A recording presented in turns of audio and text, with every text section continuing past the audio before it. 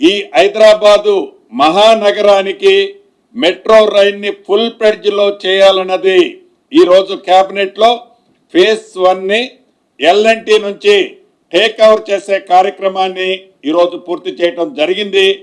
దీన్ని ఏదైతే ఈ టేక్ ఓవర్ చేసే కార్యక్రమం మార్చి 31, 2026 లోపు టేక్ ఓవర్ చేయాలని కేబినెట్ ఆమోదించడం జరిగింది.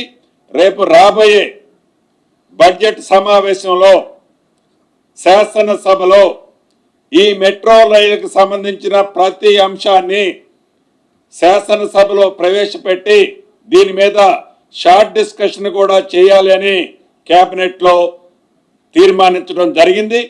ప్రధాన ప్రతిపక్షాలు వారి సూచనలు సలహాలు కూడా తప్పకుండా ఈ రాష్ట్ర ప్రభుత్వం ఈ మెట్రో రైలుకి సంబంధించిన అంశాల్లో తీసుకోవాలని కూడా కేంద్ర రాష్ట్ర కేబినెట్ ఈరోజు నిర్ణయం తీసుకోవడం జరిగింది.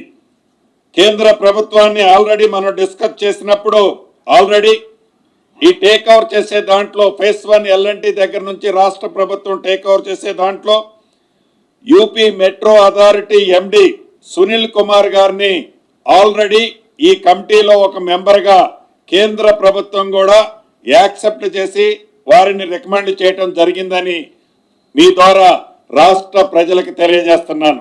ఈ పండ్ల మార్కెట్కు సంబంధించిన అంశం చాలా రోజుల నుంచి పెండింగ్ ఉంది.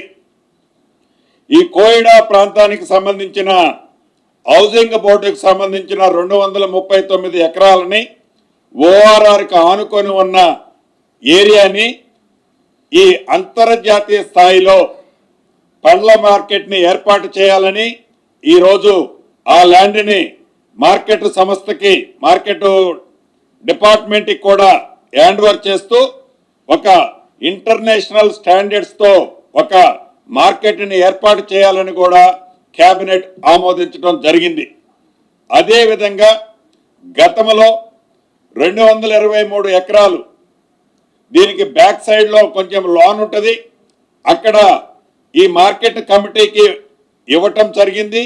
దాన్ని టిఎస్ఐసి కూడా ట్రాన్స్ఫర్ చేయటం ఈరోజు కేబినెట్లో జరిగింది. అదే రకంగా జేఎన్టీయు మహబాద్ గిరిజన ప్రాంతమైన మహబాద్లో జేఎన్టీయు ఇంజనీరింగ్ కాలేజ్ కోసం 70 ఎకరాల ల్యాండ్ని అలొకేషన్ చేయటం జరిగింది. అదే రకంగా శాతవాహన యూనివర్సిటీకి సంబంధించిన కాలేజీని సిద్దిపేట జిల్లా హుస్నాబాద్లో 36 ఎకరాలు ల్యాండ్ను కూడా అలొకేషన్ చేయటం జరిగింది.